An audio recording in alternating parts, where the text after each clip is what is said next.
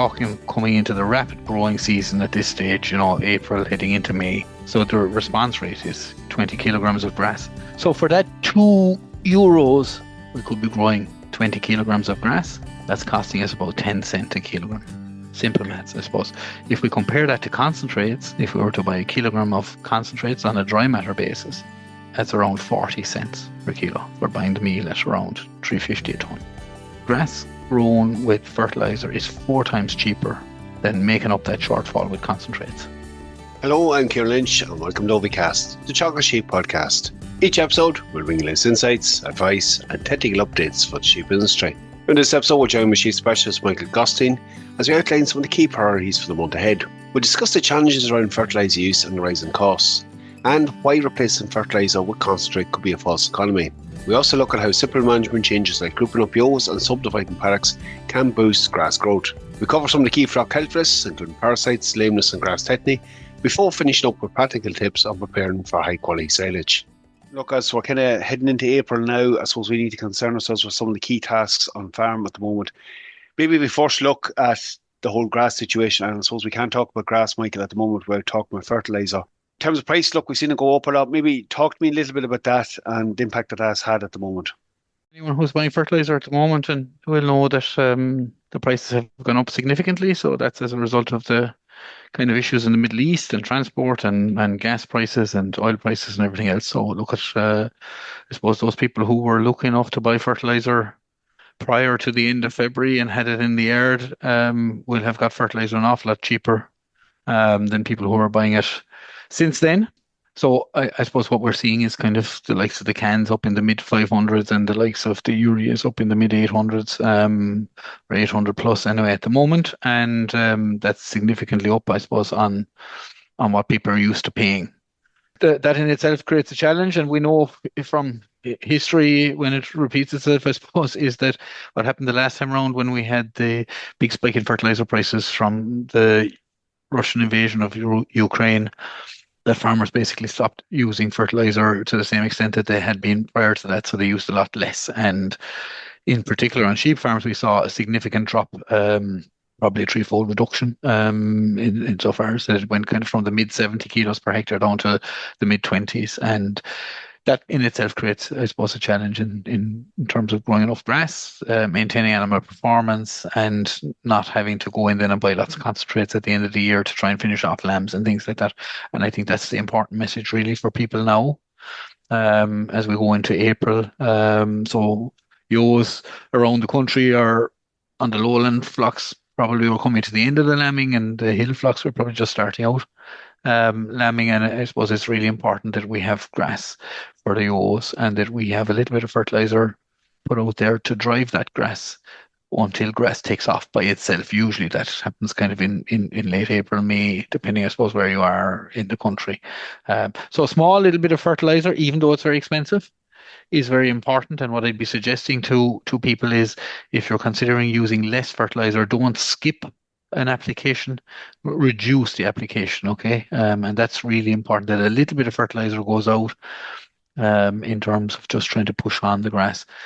And the reason for that really, Kieran, is I suppose that ewes, after lambing for the first couple of weeks, they'll be milking off their back. And after that, then it's the grass that's really driving the performance. And the higher the nutritional plane is, the higher the peak milk yield will be, and the higher the overall amount of milk produced in that lactation will be. So the heavier the lambs will be at weaning time. So if we restrict ewes now early on, because we haven't enough grass, because we have to spread out a little bit of fertilizer, then basically what we're looking at is the lighter lambs, slower finishing lambs that'll be around for longer, that'll need more meal, more resources later on. And we're really it's foolhardy, I suppose, in terms to save a little bit of money on fertilizer and to have to spend a lot more money then on, keeping lambs for longer, maybe feeding them lots more meal than we normally would have had to do.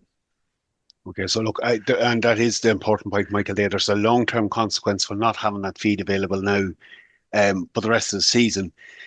Look, let's put a little bit of numbers on this. We have seen that increase, and we have the two situations on farm. We have some that will have fertiliser purchased and in the yard, and others that will be exposed to the current higher prices. Michael, would you be able to maybe just put a cost on that in terms of the return on that fertilizer versus we say going in with something like concentrate at the moment? So look at if we take a kilogram of nitrogen, ballpark figure, depends on whether you're buying the can or the urea. So somewhere around €2, 180, 175 to €2 a kilo is the cost for the kilogram of nitrogen in that fertilizer. That kilogram of nitrogen will grow probably on most farms around 20 kilograms of grass. We're talking coming into the rapid growing season at this stage, April heading into May. So the response rate is, 20 kilograms of grass. So for that €2, um, we could be growing 20 kilograms of grass. That's costing us about 10 cents a kilogram. Simple maths, I suppose. If we compare that to concentrates, if we were to buy a kilogram of concentrates on a dry matter basis, that's around 40 cents per kilo. We're buying the meal at around 350 a ton. So it's four times the grass grown with fertilizer is four times cheaper than making up that shortfall with concentrates. Even at Right? that higher price. Even at the current high price And of kind of €8.50 for urea, so really important, I suppose, that we put out that little bit of fertilizer to drive that grass on. it's important it's taken in that context. I know the headline figure there is very off-putting, but when we put in the context of what it actually returns, you broke it down there and it makes a big difference. Michael, I suppose, right, that's one part of it. Look, we obviously know weather conditions certainly didn't allow earlier applications on a lot of farms either. Farms that haven't gone with any at the moment, like this is the time now to get the best bang for your buck in terms of animal performance from it. It really should be a high priority at the moment. Absolutely. Look at if there's somebody out there who hasn't spread fertilizer yet, gone out with either fertilizer or around the slurry earlier or whatever, because ground conditions were poor, and the weather was difficult this spring, then it is high time now. And I know people will be busy lambing, but it is important to remember that when you spread your fertilizer, you don't get an immediate response, like as in we go out with fertilizer today and the grass is there tomorrow. That doesn't happen. The fertilizer facilitates the growth of grass, but that growth has to happen. So the longer we delay the fertilizer application, the longer we delay that grass growth. So it's really important that people take, a couple of hours out of the day, even if you are flat out lambing or busy at other jobs, to apply fertilizer to the ground to make sure that the grass continues to grow through April and into May. Um, so some farmers, in particular on drier ground, will have got fertilizer out at this stage, and in some farms, maybe that hasn't quite happened yet. And if that hasn't happened, then that is really the number one urgent job that needs to be done. Inside the farm gate, Michael, obviously our management can have an impact on as well. What are maybe the one or two key things we can do in terms of grazing stock on farms at the moment to maybe improve that grass growth and their performance? So I suppose, applying fertilizer and all those things drive grass. But the flip side then is what can you do outside of all those things? What are the management, as you said? And we had a farmer a number of years ago down in Wexford who coined the phrase, "I never knew you could grow grass with wire." And and that was his take on basically having split up his fields and his paddocks, so basically back fencing. So really, I suppose when we're looking at the sheep and the animals being turned out in the springtime, on a lot of farms, what we do is we spread the ewes out over the farm in small little groups. That's easier for herding. But what's happening there is they're basically grazing all the fields at the one time. And we don't have the regrowths coming back because they're regrazing the regrowths. So really important, I suppose, is that as quickly as we can on sheep farms, we start grouping up the livestock, the sheep into bigger groups and reduce the amount of the area of the farm that's being grazed at the one time. So that may be just a case of bunching up lots of different groups of ewes and lambs once the lambs are kind of 10 days to 2 weeks of age into bigger groups of ewes and lambs, and thereby lots of divisions will end up with no stock on them. Or it may be the case if we have, farms where we have very big fields, 10 acres, 15-acre fields, where we go and put up 3 or 4 strands of polywire and divide the field into 3 or 4 parts, and then that we're rotating the animals around it. And what that does is it basically it allows the non-grazed areas to grow, and it protects the regrowth. Then when we move the sheep off a grazed area onto a fresh area, they're not coming back onto that area that they've already grazed off and nipping those little green shoots that are coming up. So they're protecting the plant, maximizing growth on from that perspective. I suppose the other thing as well, Kieran, that we can be doing is just making really good use of any kind of manures that we have on the farm. Just so spreading your slurry with the low emissions technology to get the better use out of it, better retention of nitrate, spreading it where it best, and where on fields, spreading any kind of slurry or fertilizer on fields where we're going to get the best response. Okay, so again, a lot we can actually do within the farm gate, but it's another priority at the moment to get moving on those things, and that will have an immediate benefit. Um, Michael, look, I chatted a little bit last week with Aura about this parasite challenge is one of the other things that lambs are going to start to face at the moment. I suppose the first two that comes to mind is coccidia and the Mahaderas. Certainly something to be watchful for in April. Definitely, yeah. So young lambs, when they, hit kind of with coccidia, maybe 3, 4 weeks of age, we start seeing the first infections from coccidia. Often that coincides, maybe if it's delayed a week or two, with them picking up the first nematovirus. So sometimes people see first lambs getting dirty after a week. We have a lot of dirty lambs, really time at that stage to go in and treat them. With both coccidia and nematovirus, fecal egg counts are not very useful. Okay, so taking a dung sample to see what's happening is not very good because in the case of nematovirus, the parasite that's causing the disease is the immature non-egg laying larvae, and they're basically not laying eggs. So if we're waiting for an egg count, we can have a lot of damage done. So it's clinical signs and a discussion with your vet. And the same for coccidia. The egg counts are available, but again, we have no way of differentiating whether the eggs are coming from pathogenic, that those are disease-causing coccidia, or non-pathogenic. So you could have a low egg count, but it could be all pathogenic or disease-causing coccidia, creating a big problem for us. On the flip side, you could have a high egg count, but they're all non-pathogenic or non-disease-causing, and we'd have no problem at all in the lambs. So really what we say for both coccidia and nematovirus, it's based on clinical signs, going in early with a dose, according to your vet's advice, is important so that we prevent damage to the digestive tract, because the lambs are very young at that stage. And what we see with severe coccidia and nematovirus infections is lambs that can have damaged digestive tracts, which will kind of make them screwy or poor thriving lambs for the rest of the grazing season. So we want to try and avoid that. No, certainly another thing to be really on top of. And again, local prescriptions that we needed for those, so they have to plan ahead a little bit for those. Mike, I suppose in terms of health conditions, are we starting to see a little bit of scald on farms, or maybe lameness having a bit of an effect as well? So look at, I suppose, lameness is a big issue on sheep farms. It's an ongoing issue. And we've had somebody doing a bit of work on this in Teagasc over a number of years, and it's not unusual to see 20-25% of the sheep lame. So it starts, I suppose, with ewes coming out who sheds lame, and treating them. That's generally a kind of a foot rot, or maybe worst case CODD type infection. And then once the grass starts getting long and our lambs start growing and are outside in wet weather and things like that, we start seeing the first scalds, really. So those are kind of the main two things in the lambs. It generally starts with a scald, and then if it's not treated, develops into a foot rot. And with the ewes, it's, I suppose, just trying to get on top of them lame sheep continually, I suppose. And one of the big things, I suppose, that we would have seen, Kieran, over the years is that the sheep farms that have good handling facilities, which when I'm talking about good handling facilities for a lameness perspective, I mean a batch footbat, a roofed batch footbat, where we can put big numbers of sheep into and stand them inside for a period of time, generally have very low levels of lameness. Right, and very low levels of antibiotic use in terms of controlling lameness.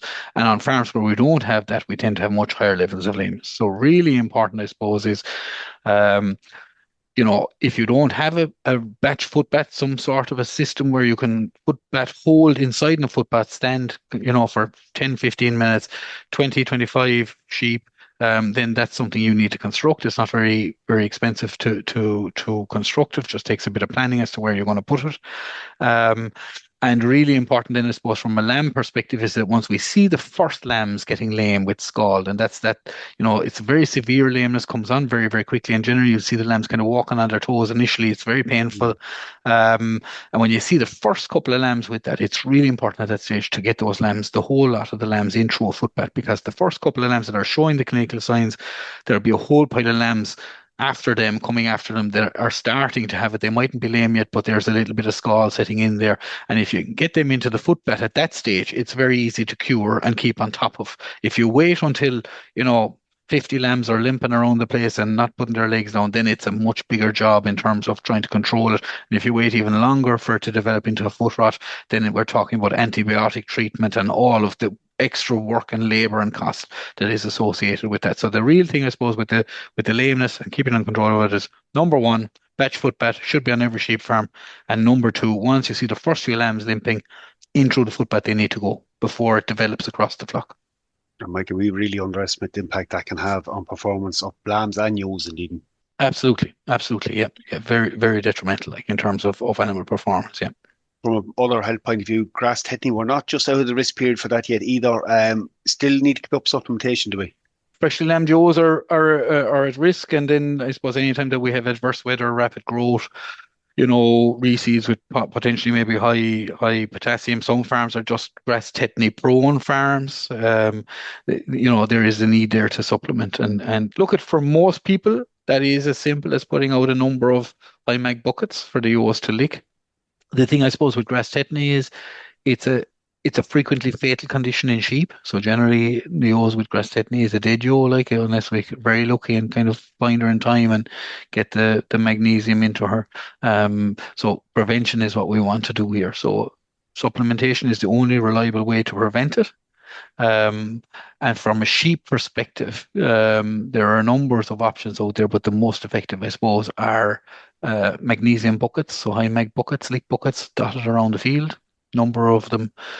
If the weather is very dry, bring them closer to the water truck and wet them. If the weather is very wet, you can leave them a little bit away from the water truck, and they tend to take in quite a lot of it during the wet weather because the rain obviously keeps the thing really wet and easy for them to lick. We could also feed concentrates, but obviously if we have enough grass and the grass is good quality, there probably isn't a need for concentrate, and then just feeding concentrate from a grass tetany point of view is probably an expensive way of getting the magnesium in. Now, on some farms, like for example our research farm in Athenry, which is a farm which is very prone to grass tetany, if we have very adverse weather, the buckets alone will not do. We generally have a breakdown in some of the sheep during extreme weather conditions, so storms, or real heavy rain and wind and that type of thing. And in that situation, what the farm staff do there to prevent grass tetany is for a day or two before that forecasted adverse event, they feed the ewes with a half a kilogram of concentrate containing CalMag. And during the adverse event, they continue feeding it. And once the event has passed over, they stop feeding it. Okay, and so that's giving them a little bit of CalMag in meal in addition to a high mag bucket. Just I suppose on the water supplementation, a lot of dairy farmers or cattle farmers might supplement magnesium in the water. That does not work for sheep. They don't drink a lot of water, particularly during wet weather. So medicating the water for sheep is not an effective way of reducing the risk of grass tetany. Okay, so definitely still something to consider. Look, we started talking about grass. We're going to finish talking about grass. Prepping for silage, Michael, it might seem strange we're only finishing feeding it. I might still be feeding in certain cases, but we have to start thinking about winter 2026-27. What are the couple of things we need to really focus on there to maximise both the quality and quantity of crop we're going to get this year? Yeah. So look at, I suppose, with silage, really what we're trying to do is make good quality silage. So good quality silage that is highly digestible, well preserved, and free from soil contamination. That's what we want for sheep. The higher the quality of the silage, the less meal we can go in with. Chopping the silage also increases intake. Okay, so that's the plan. Really, so we're talking about having cleaned off the field first, so removed all the kind of dead material and the old grasses that are there that overwintered, so that's grazing your silage ground initially and grazing it bare. And then really, I suppose we should be rolling silage ground for sheep. And the reason why we advocate rolling silage ground for sheep is because sheep are very susceptible to listeria. So any soil contamination of the silage during the mowing, tedding, raking, or baling process increases the risk of listeria contamination in the silage and subsequent listeria in the sheep. So I want to try and avoid that. So for that reason, we advocate rolling the silage ground for sheep. I know, from a soil compaction point of view, that's not what we would generally recommend, but from a sheep health point of view, we do recommend that. The second thing, I suppose, is apply your manures and your fertilizer in good time so that they have time to work and work their way through the crop, and that we can harvest the crop then at a time when it's ideal for harvesting, which is the leafy stage. So after kind of 5 or 6 weeks of growth. So we grow a lot of very stemmy silages on dry stock farms, which, fair enough, there's lots of bulk there, but it's not really any use in terms of driving on feed value, and we have to top it up with concentrate. So try and make more leafy, high quality silage. Will pay dividends in terms of being able to reduce the amount of concentrates you have to feed the ewes next year. It'll reduce the quantity slightly, and I suppose that's often what people say. So maybe people will be better off at maybe taking, one first cut and then a second cut to make up the quantity, but have better quality and less reliance on concentrates. So the two take-home messages is roll your silage ground, right? And the second one is get the fertilizer out as soon as you can on the silage grounds once it's been cleaned off, so that when the good weather comes towards the end of May, that the fertilizer is out long enough for you to be able to go in and mow your silage and make really good quality silage. You don't want to get caught out waiting at that stage of the year. Michael, look, great having you on. Thanks for that update for this month. Certainly a couple of things to focus on. Thanks, Kieran, for having me on. We'll leave it there for this episode. A text version of what Michael has discussed will be available on the Teagasc Daily on the public website. That's it for me. Thanks for joining us. Don't forget to subscribe or follow us wherever you get your podcasts.